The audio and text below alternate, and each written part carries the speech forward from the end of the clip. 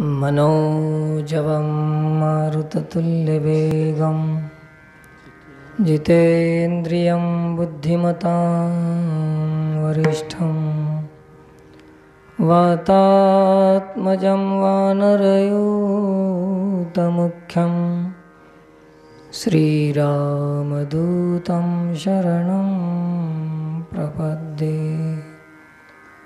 लोकाभिरामं रणरङ्गधीरं राजीवनेत्रं रघुवंशनाथं कारुण्यरूपं करुणाकरन्तं श्रीरामचन्द्रं शरणं प्रपद्ये।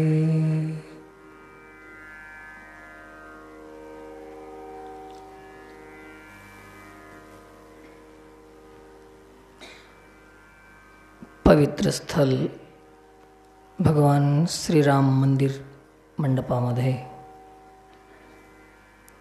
दरवर्षाप्रमाणे जगद्गुरु श्री संत तुकोबाराय महाराज बीज निमित्ताने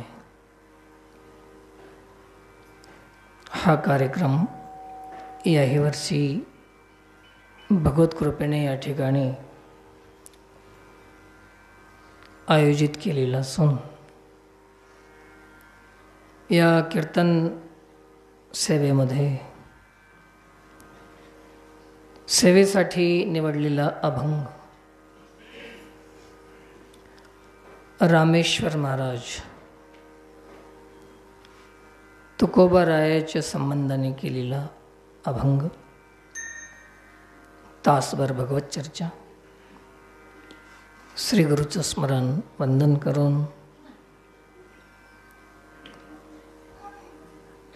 समस्त जमलेल्या भाविकांनाही पर्वकाळ महाराजांच्या बीजनिमित्ताने सर्वांचं स्वागत आणि सर्वांना प्रणाम आहे.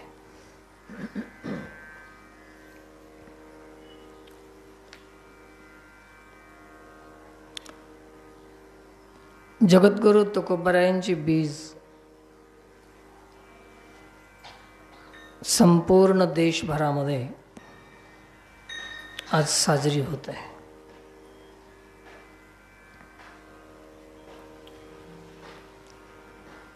महाराजांचे जीवन, महाराजांच्या जीवनातली जे सार वस्तू आहे त्या सार वस्तूचं बी नाव बीजच आहे. म्हणून बीज शब्दाचा अर्थ आहे की ज्याच्यातून उत्पत्ती होते, विस्तार होते, जे कधी संपत नाही, जे वाढते, त्याचं नाव बीज आहे. ज्यांच्या जीवनामध्ये ज्यांच्या हातात बीज आलेलं आहे तर त्यांचं जीवनही कीर्तिमान, कीर्तीचीही वाढ, त्यांच्या कथेचीही वाढ, त्यांच्या अभंगवाणीचीही वाढ, सगळं वाढत गेलं. कारण ते बीजच असं आहे की ते कधीही ज्याच्या हाताला येईल ते बीज, त्याचं शेत, त्याचं जीवन कधीच पडित होणार नाही. असं महाराजांच्या जीवनामध्ये एक बीज हाताला आलेलं आहे. त्याला प्रमाणाने जर सांगायचं असेल, नाम विठोबाचे घेईन मी वाचे, बीज कल्पांतीचे तुका म्हणे.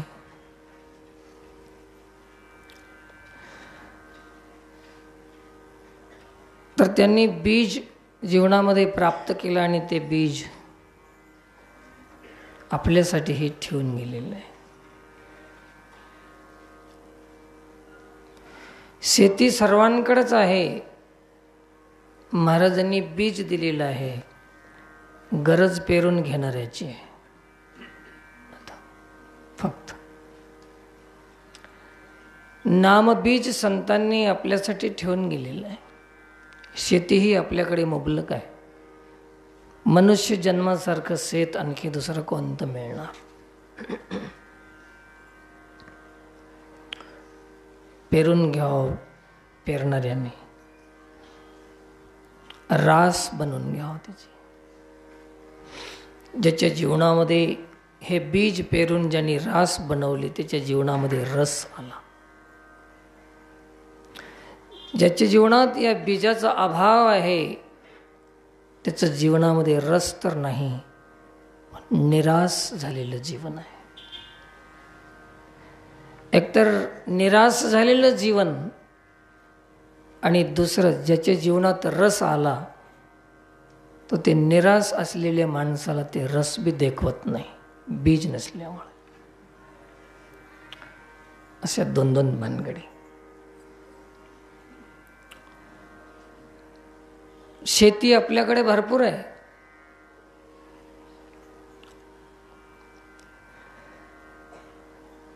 श्री संत महाराजांच्या जो चरित्र आहे, तुकाराम चरित्र नावाचा ग्रंथ आहे, त्याच्यामध्ये शेतीविषयी त्यांनी खूप सांगितलेलं आहे.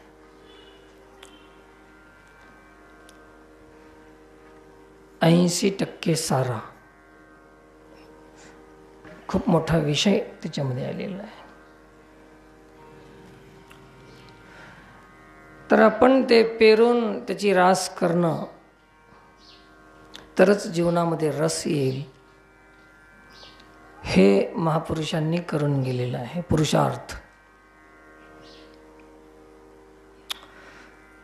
एकांतात बसून संतांनी निवडलेलं हे बीज आहे. जे निवडलं जाते त्याला बीज म्हणतात. आजही आपल्या शेतामध्ये जे बी पेरते ना, निवडूनच त्याचे बॅग भरतात, त्याचे निवड केली जाते. संत एकांती बैसले, सर्व हे सिद्धांत शोधिले. ज्ञान दृष्टी अवलोकिले, सारांश काढिले निवडून. कसं काढले? निवडून काढलेलं बी आहे.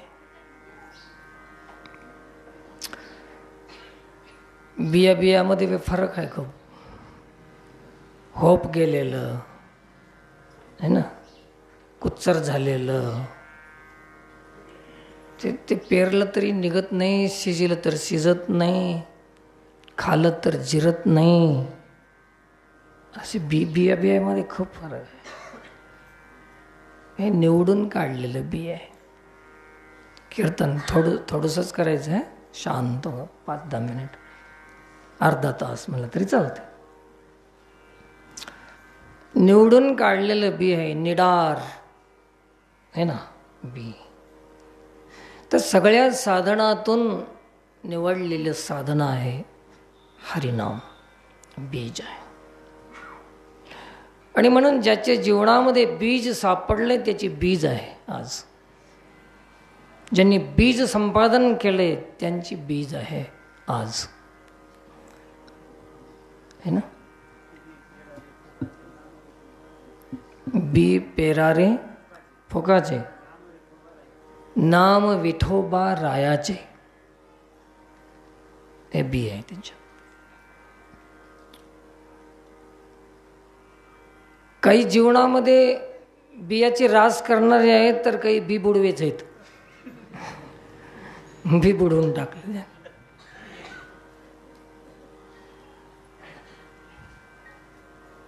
महाराजांचं काय दोष त्याच्यामध्ये?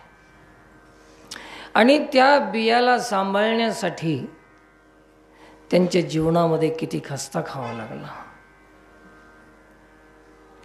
अनेकांचं आरोप प्रत्यारोप, दोष, निंदा, एवढंच नाही तर महाराजांच्या जीवनामध्ये त्यांच्यावर मारहाणही सोसावी लागली. याला सांभाळण्यासाठी बीज खूप कष्टानं ते सांभाळलेले बीज आहे.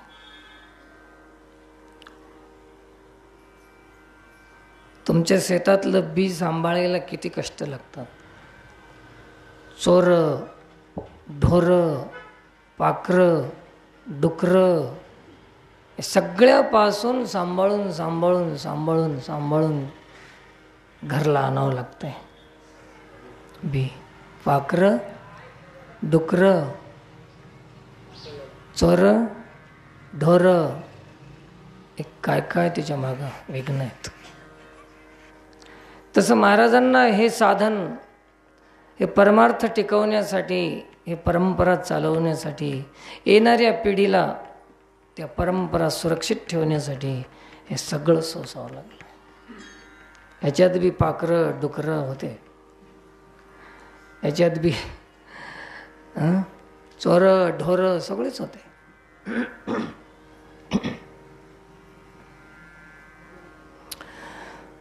म्हणून साधनात कष्ट नाही, महाराजांनी दिलेल्या साधनात कष्ट नाही, पण साधनाला सांभाळून देणाऱ्याला मात्र कष्ट झाल्याशिवाय राहिलं नाही. येथे काही कष्ट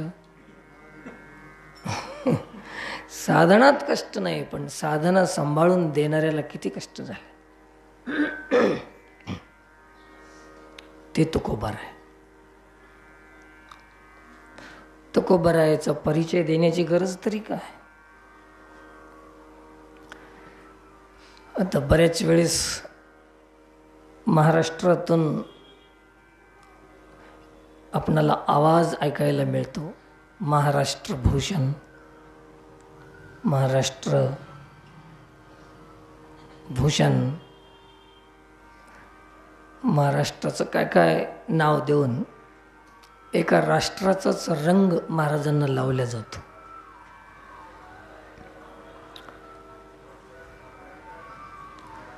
परंतु ते महाराज राष्ट्रापुरते राहिले नाहीत. महाराजांनी इशारा केला, अनुरेणुया थोकडा, तुका आकाशा एवढा, आकाशा एवढा तुकाराम. एवढे मोठे महाराज. म्हणून जगद्गुरु तुकोबाराय हे साधारण बीज नाही की एवढीशी राहायला. त्याचा वेलू गेला गगनावरी.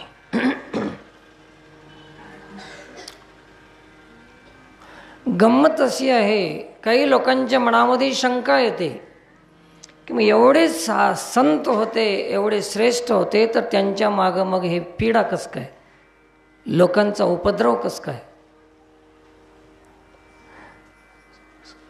हे अशी शंका येणं स्वाभाविक आहे आपणाला, येते की नाही. मग एवढे मोठे तुमचे तुकाराम महाराज होते, तर त्यांना त्रास कसं काय दिला. तर एक ध्यान ठेवा की मोठे झाल्याशिवाय त्रास होत नाही, हे ध्यान ठेवायचं. आता आपणाला त्रास नाही याचा अर्थ आपण समजून घ्यायचं की आपण मोठे नाहीच. सरळ सरळ उत्तर आहे. इतकी शंका करण्यासारखं काय आहे काय. चंदनाच्याच झाडाला सर्पाचे वेटाळे राहतात. आमच्यासारख्या बाबळाच्या खोडाला कोण गुंडाळणार आहे. मोठ्यांच्या जीवनामध्ये त्रास आहे. आणखी एक सांगू, मोठ्याच्या जीवनामध्ये एवढा त्रास का, तर ते कोणाच्याच हाताला पोचत नाहीत आणि हे झटणारे त्याच्यावर जळल्याशिवाय राहत नाहीत. हे दुसरा प्रकार आहे, त्या हातालाच येईना. मला एक छोटीशी कहाणी आठवली पुस्तकातून, लोमडीची कहाणी. लोमडी हिंदीमधून एका हिंदी पुस्तकामध्ये एक कहाणी होती छोटीशी. लोमडी म्हणजे कोल्हा है ना, जे असेल ते अंगूर खायला जाते ते, खालचे खालचे हाताला आलेले सगळे अंगूर खाते. ते कोल्हा. कोल्ह्याची गोष्ट सांगालो.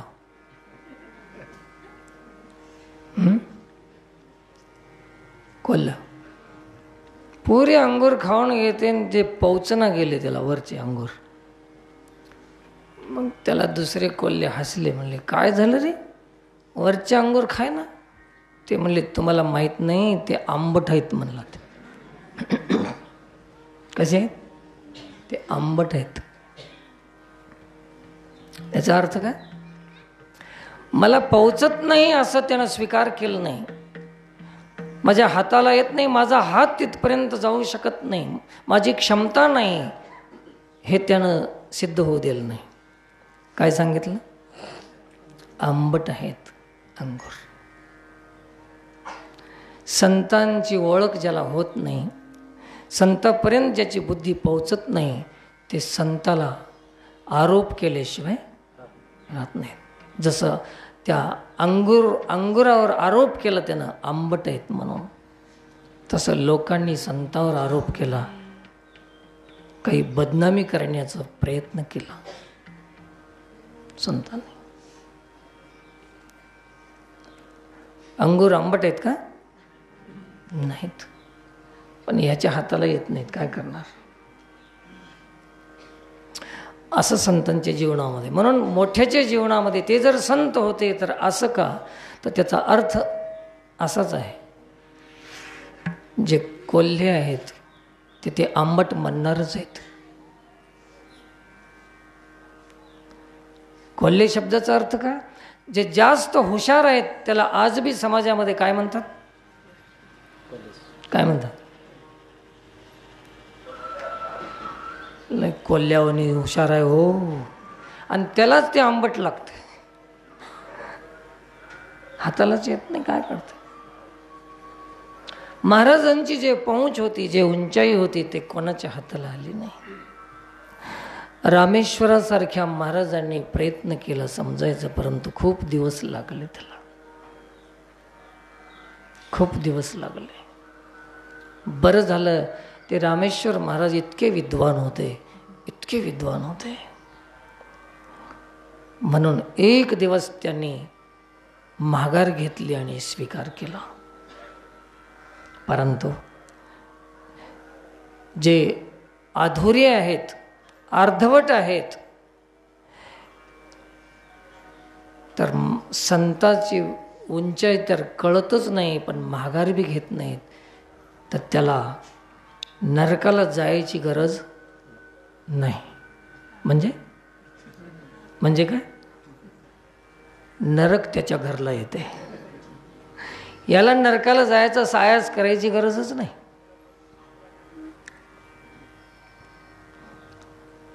संत निंदा ज्याचे घरी, घर नव्हे ते यमपुरी.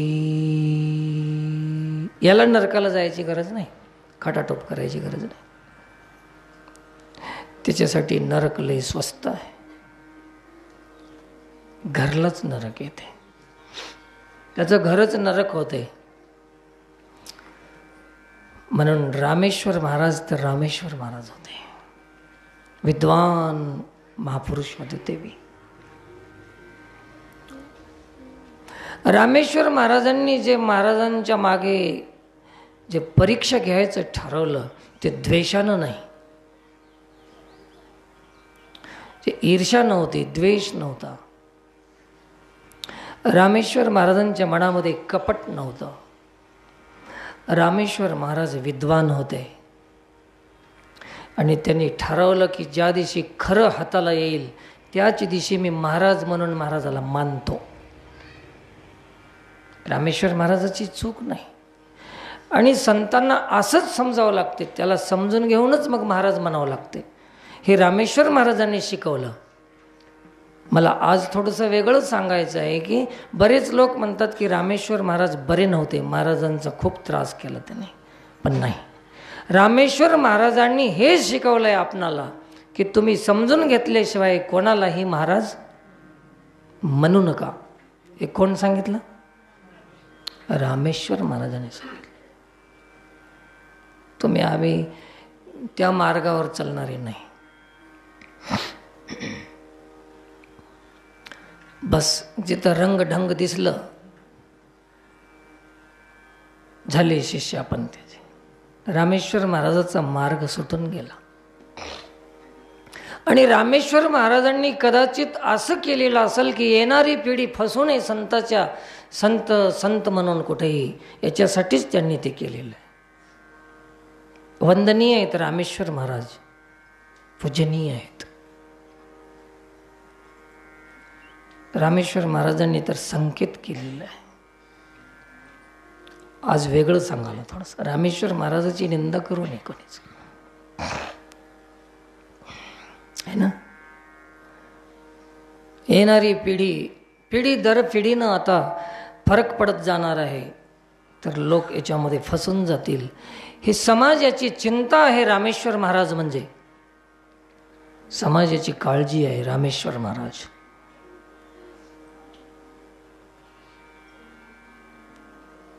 कालांतराने कलियुगाचा प्रभाव वाढत जाईल, तर लोक फसत जातील. कुठे बी मान वाकवायची पाळी येऊ नये.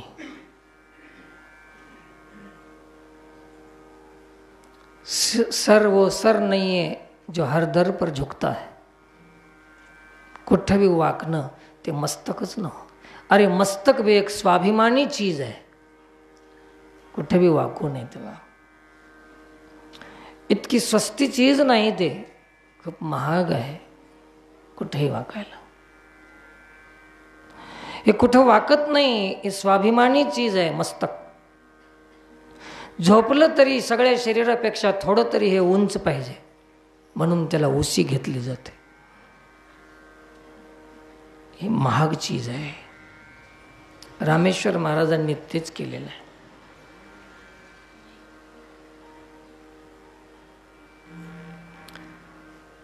शीख धर्मामध्ये जे व्यक्तिपूजा होती, गुरुपरंपरा होती, कधी कधी मला विचार येतात त्या शीख धर्माचे. ते फक्त 10 लोकांपर्यंतच ती गुरुपरंपरा आली. व्यक्तीला गुरु मानण्याची जी सुरुवात झाली संप्रदायामध्ये, ते किती लोकांपर्यंत? 10 लोकांपर्यंत झाली. तिथून पुढे गुरुनं सांगून दिलं की इथून पुढे व्यक्तीमध्ये दोष निर्माण होतील. व्यक्तीला गुरु आपल्या धर्मामध्ये आजपासून पुढे व्यक्तीला गुरु मानणे बंद.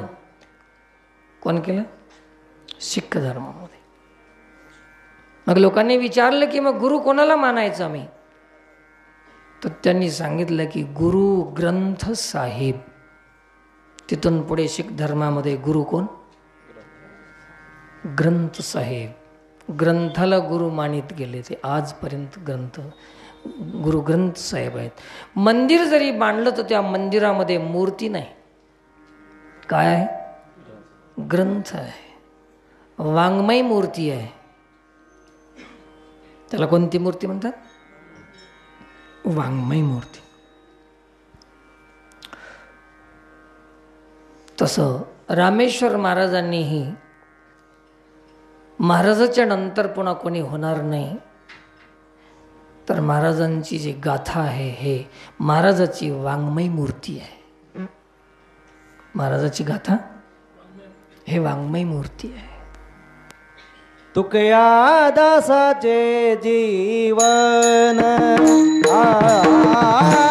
तुकया दासाचे जीवन, तुकया दासाचे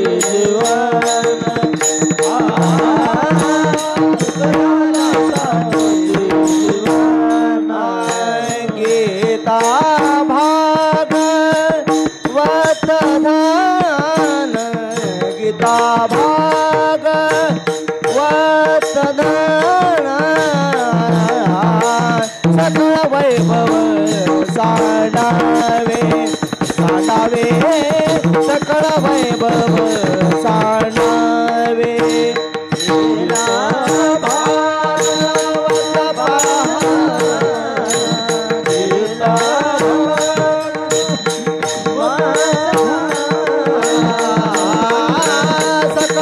वैभव साधावे साधावे सकळ वैभव